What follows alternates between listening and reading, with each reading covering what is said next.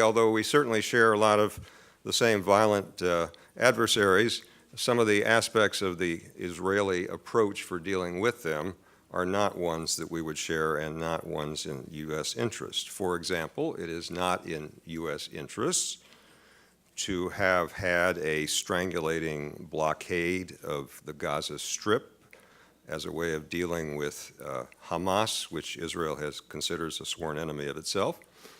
Not to mention things like Operation Cast Lead and what that has done in the Strip. So I think we have to look at that other aspect of alliances, the mutual assistance, what each side does for the other that they would not otherwise do.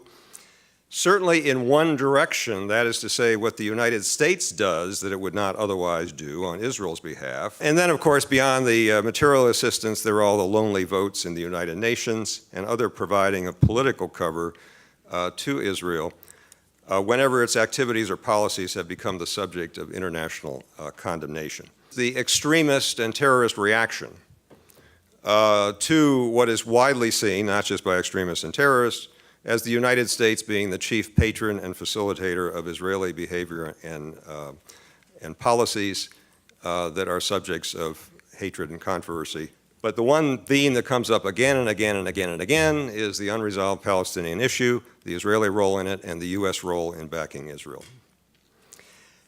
But the concept that Israel is an ally of the United States is, of course, firmly embedded in American political discourse.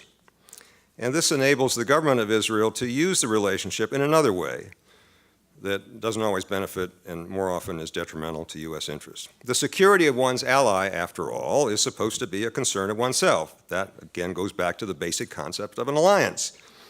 And so anytime the label of Israeli security gets applied to something, then the U.S. is induced to follow certain paths that it might not otherwise follow and might not be in its interests. And this is something that the Israeli government does repeatedly for other purposes, particularly ones having to do with those controversial issues about the occupation.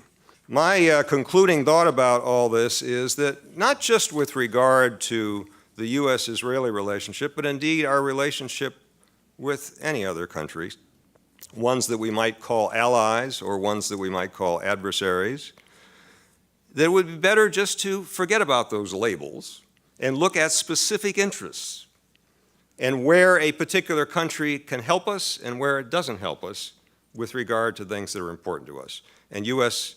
foreign policy and national security would be much better served if we did that.